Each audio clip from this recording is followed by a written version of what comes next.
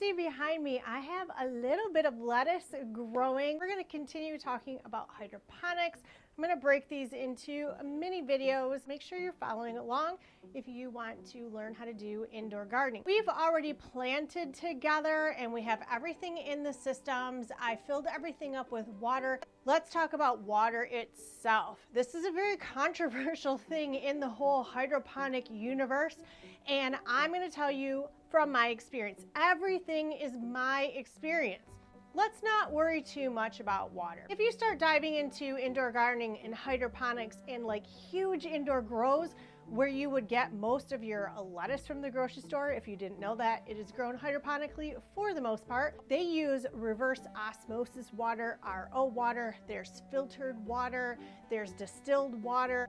But if you ask me, who live out in the middle of the woods, out in the middle of nowhere, I have a well system for my water. We also have a water softener. There is a salt element to my water. I use this in my systems, even in my little tabletops, which are over here in the corner.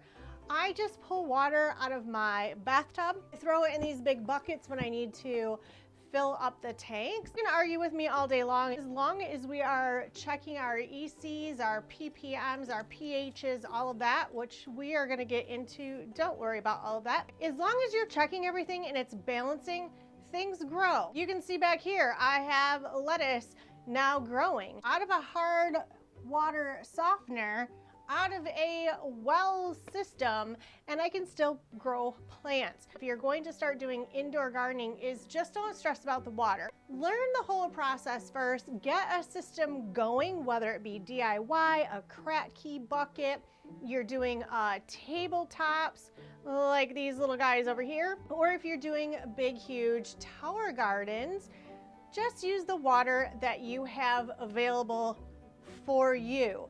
All right, I have had plain water running in these. Now we have all kinds of seedlings. I even have a whole bunch of dill growing up across here. So now is the time that we're gonna start adding nutrients. So let's talk about nutrients next.